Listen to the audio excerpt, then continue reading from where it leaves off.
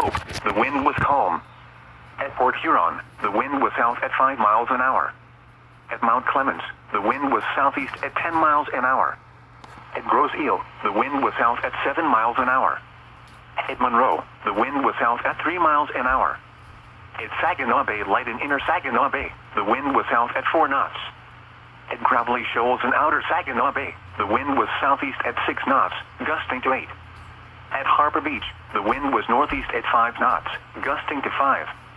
Northern Lake Huron buoy recorded winds from the northwest at 6 knots. Water temperature is 62 degrees. Air temperature is 62. For the South Lake Huron buoy east of Oscoda, the wind was west at 2 knots, and the waves were 0 feet.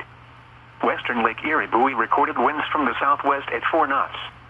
Water temperature is 76 degrees. Air temperature is 76. Toledo Light recorded winds from the south at 4 knots. Air temperature is 76. The following is an important message for the following counties in Michigan: Bay, Genesee, Huron, Lapeer, Livingston, Macomb, Midland, Oakland, Saginaw, Sanilac, Shiawassee, St. Clair, Tuscola, Washtenaw, and Wayne. What flooding caused by excessive rainfall is possible? Where a portion of southeast Michigan, including the following areas: Bay, Genesee, Huron, Lapeer, Livingston, Macomb, Midland, Oakland, Saginaw, Sanilac, Shiawassee, St. Clair, Tuscola, Washtenaw, and Wayne. When? From this evening through Wednesday evening. Impacts: excessive runoff may result in flooding of rivers, creeks, streams, and other low-lying and flood-prone locations. Additional details: widespread rainfall, some quite heavy, will spread into the area this evening as the remnants of Beryl encroach upon the area. Rainfall will continue tonight through much of Wednesday as Beryl tracks through the northern Ohio Valley into Lake Erie. Excessive rainfall amounts of 2 to 4 inches will be possible over a large portion of the area. http://www.weather.gov/safety/ flood. You should monitor later forecasts and be alert for possible flood warnings. Those living in areas prone to flooding should be prepared to take action should flooding develop. This is NOAA Weather Radio, all hazards. Station KEC63 in Southfield. Huron buoy east of Oscoda, the wind was west at 2 knots, and the waves were 0 feet. Western Lake Erie buoy recorded winds from the southwest at 4 knots. Water temperature is 76 degrees. Air temperature is 76. Toledo Light recorded winds from the south at 4 knots. Air temperature is 76. This is NOAA Weather Radio, all hazards. Station WNG647 in Adrian.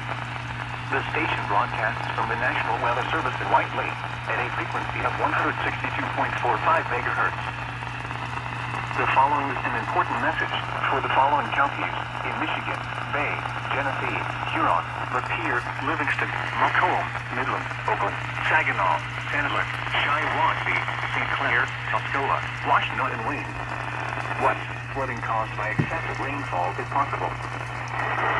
Portion of southeast Michigan, including the following areas: Bay, Genesee, Huron, Lapeer, Livingston, Macomb, Midland, Oakland, Saginaw, Sanilac, Shiawassee, St. Clair, Tuscola, Washtenaw, and Wayne.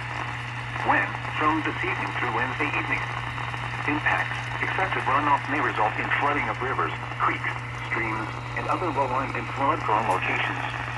Additional details: widespread rainfall, some quite heavy, will spread into the area this evening as the remnants of Beryl encroach upon the area. Rainfall will continue tonight through much of Wednesday as Beryl tracks through the northern Ohio Valley into Lake Erie. Excessive rainfall amounts of 2 to 4 inches will be possible over a large portion of the area. http://www.weather.gov/safety/ flood. You should monitor later forecasts and be alert for possible flood warnings. Those living in areas prone to flooding should be prepared to take action should flooding develop. Here is the forecast for southeast lower Michigan.